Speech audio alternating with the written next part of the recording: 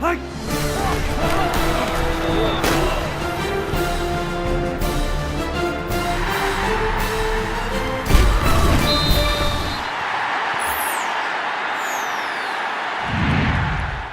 is an OSU update. I'm Jenni Carlson here with Gina Mizell. We're in Columbia, Missouri, where today Oklahoma State has defeated Missouri 45-24. Gina, another tough road opponent, another tough road win for the Cowboys. How do these guys keep doing it?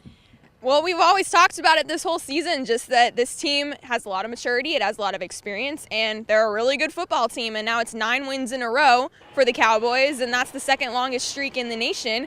And they just keep not being, intimidated by any environment. I think this game was, a lot of people thought this would be a close game. They thought that OSU was maybe on upset alert, but they just came out and took care of business. They did a great job offensively. It was passing in the first half, it was running in the second half, and forced 4 more turnovers, which is what this defense has done all year. Well, let's talk about offense first of all, because that's what this team is really built around. You mentioned the fact that they passed most in the first half. Then they had some wide receivers get hurt. They go with the run game, and it's just as effective. Talk a little bit about the day Joe Randall had, because it was almost a historic day. Yeah, 4 touchdowns for Joe Randall, 3 rushing touchdowns, 1 receiving touchdown. And, not saying he hasn't shown up the past couple of games, but he wasn't as good as he was in those first couple of games. And so for him to come out and have a big day, he had a couple of really big holes. The offensive line played so well all game, whether it was him or Jeremy Smith. It was just a great rushing attack. And yeah, it's been a while since a running back has scored 4 touchdowns in a game. 14 carries for Joe Randall, 138 yards, those 4 touchdowns, 1 comes through the air. But let's talk defense now for a second, because a lot of 3 and outs in the first half, and then you mentioned the 4 turnovers. This Cowboy defense gets talked about a lot in terms of, are they good enough? Well, are they good enough?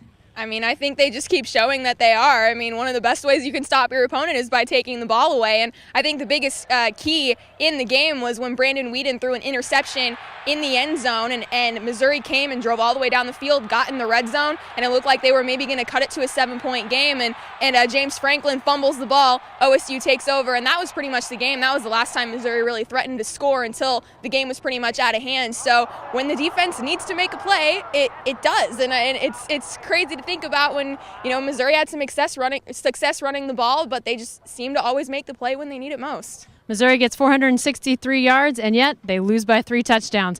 From Columbia, Missouri, I'm Jenni Carlson here with Gina Mizell. Be sure to stay with the best coverage team anywhere at newsok.com and every day in the Oklahoman.